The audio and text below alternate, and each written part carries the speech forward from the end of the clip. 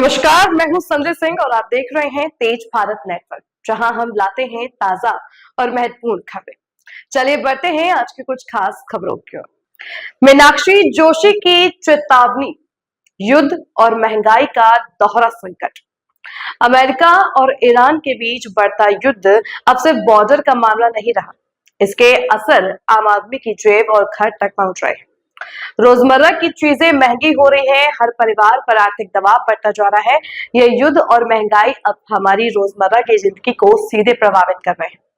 भारत की मध्यस्थता ही नहीं इस खतरे को कम कर सकती है। विश्व की निगाहें भारत पर। क्या हमारी कूटनीति युद्ध रोक पाएगी और महंगाई पर काबू पाएगी? आपकी राय महत्वपूर्ण है। क्या भारत की पहल से शांति और आर्थिक स्थिरता लाई जा सकती है? कमेंट में अपनी राय साझा करें और जागरूकता फैलाएं। दिल को झकझोरने वाली लाइन। जब युद्ध और महंगाई आम आदमी की जिंदगी पर असर डालते हैं, तभी असली नेतृत्व और कूटनीति की परीक्षा होती है। हर घर, हर परिवार अब इस संकट की ज्वाला में है। क्या भारत इसे रोक पाएगा? इजराइल ने ईरान के साउथ पार्स पर हमला कर दिया, जहां से उसकी 70% गैस की आपूर्ति हो रही थी। और सिर्फ ईरान के लिए ही नहीं बल्कि बाकी मुल्कों पे भी यहां से गैस की सप्लाई होती थी। और इसके बदले में ईरान ने कतर के रास लाफान पर हमला कर दिया, जहां से भारत को 40% गैस की आपूर्ति होती थी।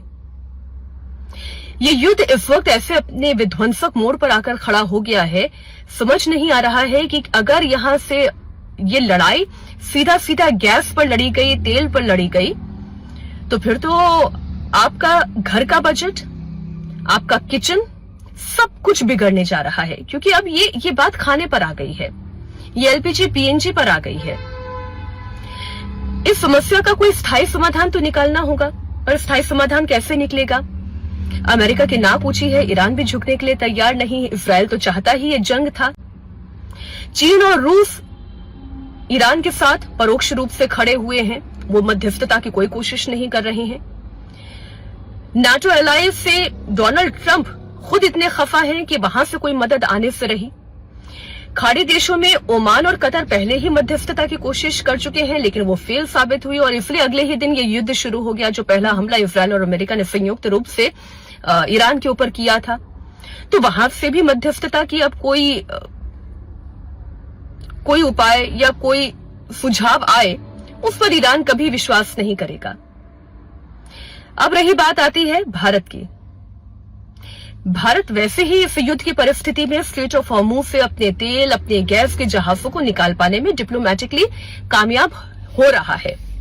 अब ये खबर आपने और देखी होगी कि चीन की तरफ जो जहाज जा रहे थे गैस की सप्लाई लेकर, भारत ने उसे ऊंचे दाम में खरीदते हुए अब वो जहाज चीन के बजाय भारत की तरफ रुख मोड़ लिया है। रूस ये कह रहा है कि भारत ऐसी युद्ध की परिस्थिति में कोई अहम रोल निभा सकता है। भारत ईरान से भी बात कर सकता है, भारत अमेरिका से भी बात कर सकता है, भारत इजराइल के साथ भी अच्छे संबंध रखता है। भारत की कूटनीति को रूस भी जानता है और चीन भी समझता है। तो क्या ऐसे में भारत को दुनिया को एक नई दिशा देने का समय आ गया है? इस पे सोचिएगा जरूर, और आपकी क्या राय है शेयर करिएगा। यह थी आज की मुख्य खबर तेज भारत नेटवर्क के साथ। अगर आपको वीडियो पसंद आई हो तो इसे लाइक करें, कमेंट करें, शेयर करें। धन्यवाद।